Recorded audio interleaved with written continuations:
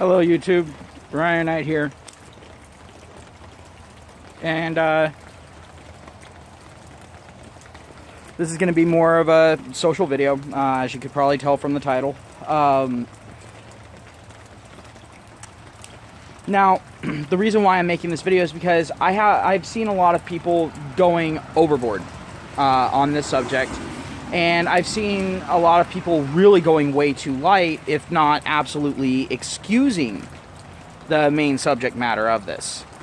So, I've seen a lot on both ends. Now,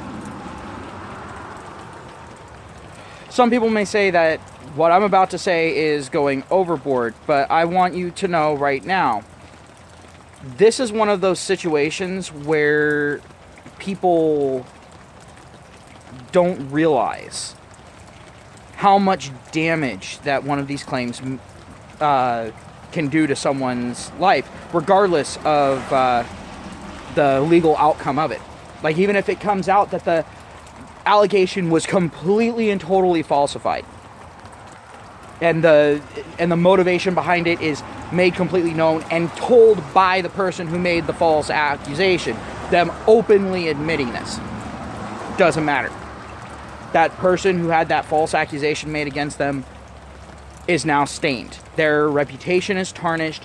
You have now fucked their entire life. You did everything in your power to screw them. So it's only natural to sit there and go, look, you did everything in your power to screw this person over. Now you're being forced to do everything to make it right. Welcome to accountability. So,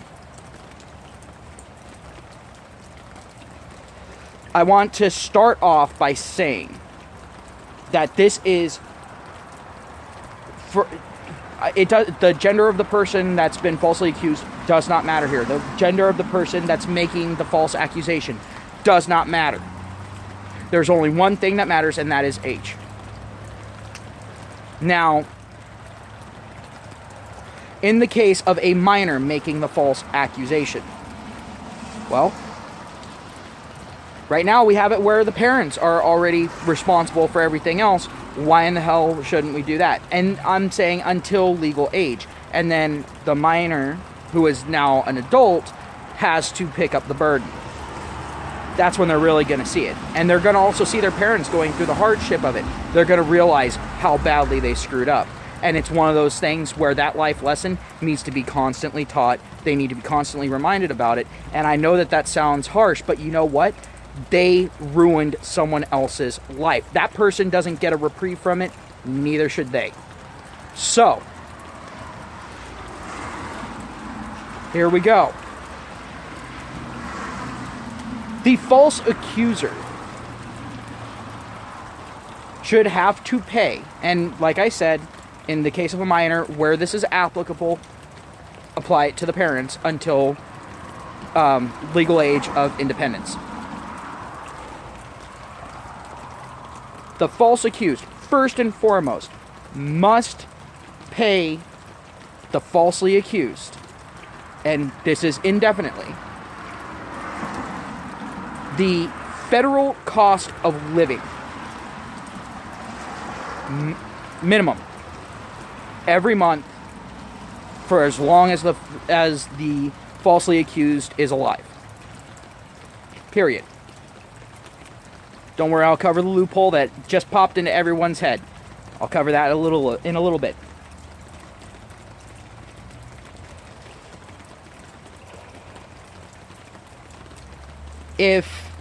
And then on top of that, the false accuser must serve the time that the falsely accused would have been sentenced to.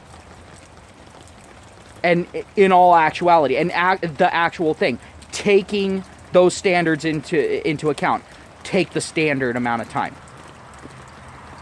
It's going to kind of even out, because a guy making a false accusation is actually going to get less time than if he was to actually commit the crime. But a woman will get double the amount of time that she would if she had committed the crime. So that equals out the whole social aspect of it. Just saying. all of a sudden we're going to start seeing more equal times being doled out because the judges are going to know that this is a thing. So they're going to manipulate that. Let them.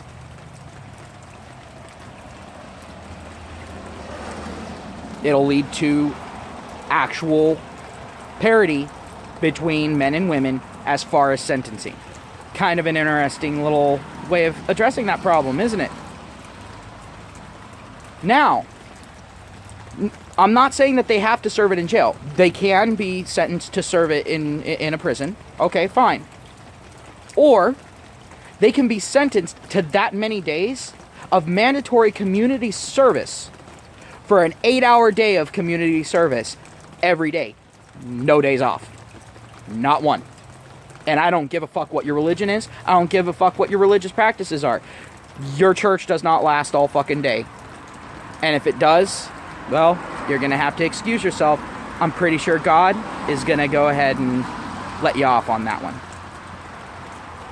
Now,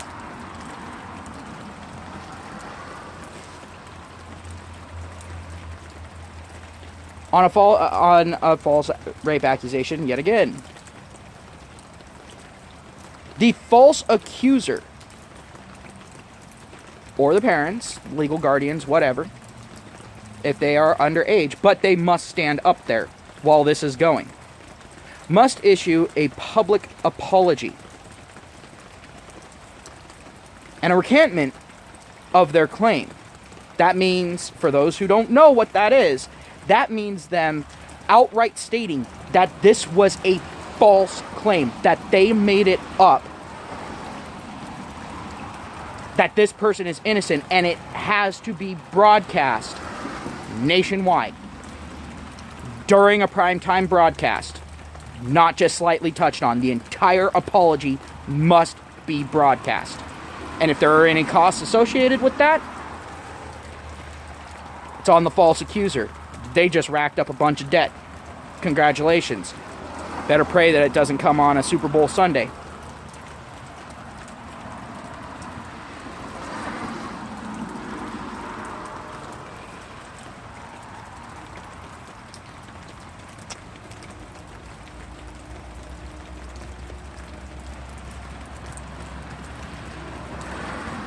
But then, if the falsely accused is assaulted because of someone saying, no, you're guilty, I don't care what they say, or if that's even a reasonable belief that that is what caused it, or if it looks a lot like a hit, like if there was a car bomb or something like that, then the false accuser is held accountable, and at the very minimum be convicted of man one and forcibly sentenced to the maximum penalty. No judge discrepancy here. They have to be sentenced to that maximum amount that can possibly be done without possibility of parole.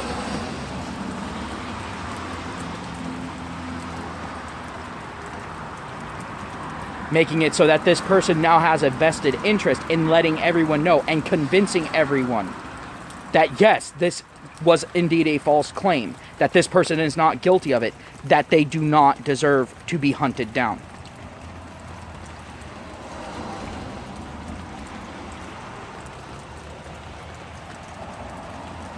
Same if the person is driven to suicide through online bullying by feminists or SJWs or any activists or zealots. Again, man one, minimum, with a maximum sentence. No possibility of parole, no suspended sentence, no nothing like that. That is what I think should be done. Oh, and they should also have to register on a special registry, same as a sex offender. They should have to register on their lifetime registry of them having done this. So that way, if they're making a claim, the police can look it up and go, okay, we really need to check into this. We need to make absolutely certain that this person is telling the truth. They have lied about this in the past. We do not want to put an innocent person away.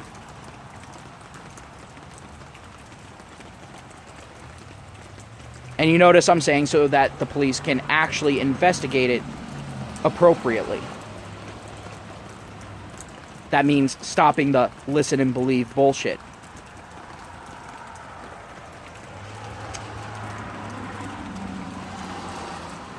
And in addition to that, if there's a police officer who did the investigation who wasn't asking those pertinent questions of, well, how is this true if this is true? You know, those types of things. If an investigator doesn't ask those questions and just does the listen and believe thing, they are automatically fired. They have to initiate an apology. Same rules apply. Basically, anyone involved has to fucking go through this. All of a sudden, these investigators are really going to start looking hard into this, regardless of who's making the claim. We're going to get a lot more accurate convictions and a lot less false convictions, where the person ends up serving 10 or 20 years, and then it comes out, oh, this person didn't do it. They were telling the truth the whole time. No wonder why they maintained their innocence the whole fucking time. Good God. Well, here's $75. Be on your way. Sorry for about half of your life being fucking wasted in prison. Well, at least half of your adult life.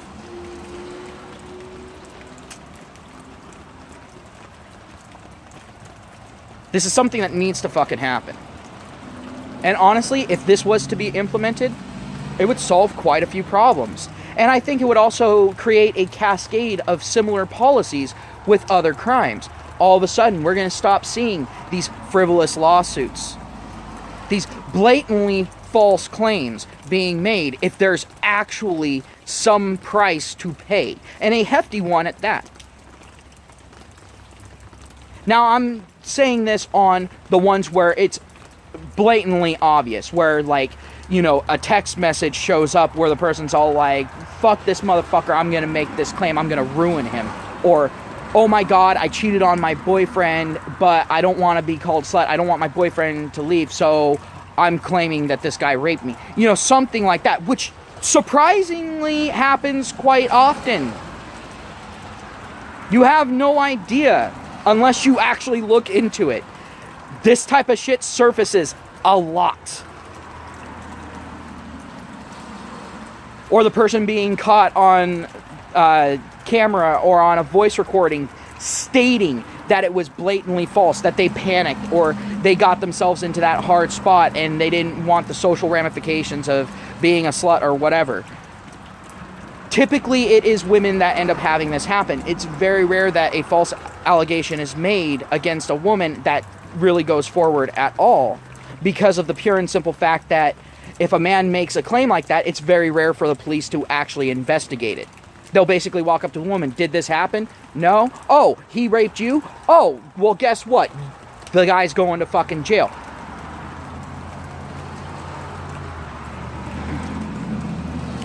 So, let's just go ahead and be honest about the current social climate.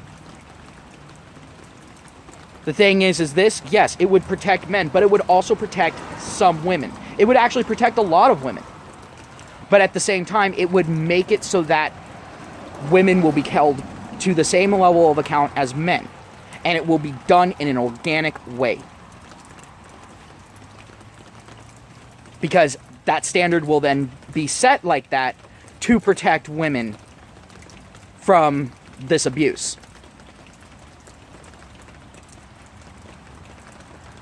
And it'll also change the social climate, because then people will be all like, wow, this really is happening a lot. Oh my God, there's a lot of proof of this. Holy crap, you can't deny it anymore. These people are having to come out and outright say this. I mean, you're going to have people, you know, that... I mean, we still have flat earthers, okay? So you're going to still have those people that are all like, no, men are the only ones who rape. You're still going to have those people. But they are going to be much lesser in number, because it's going to be very difficult for these schools to indoctrinate people into this mindset. People are going to have to confront reality at those earlier ages, because if that false narrative is spun there, someone finds out about it, Well, you're not allowed to teach those falsehoods at a school,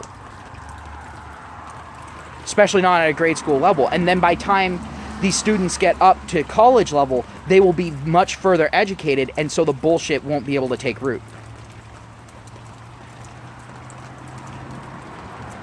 A system like this would actually build upon itself and correct a lot of social ills that we have. It would lead to better education on these issues for people who need that education, which is everyone. It would also go ahead and dispel a lot of myths.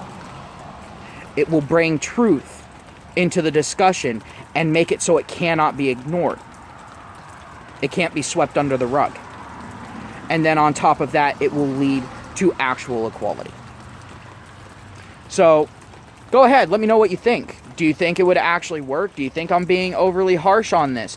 If so, what would you do? What would you say is a fair punishment for someone who just tried to ruin someone else's life and succeeded even though they didn't manage to legally ruin it?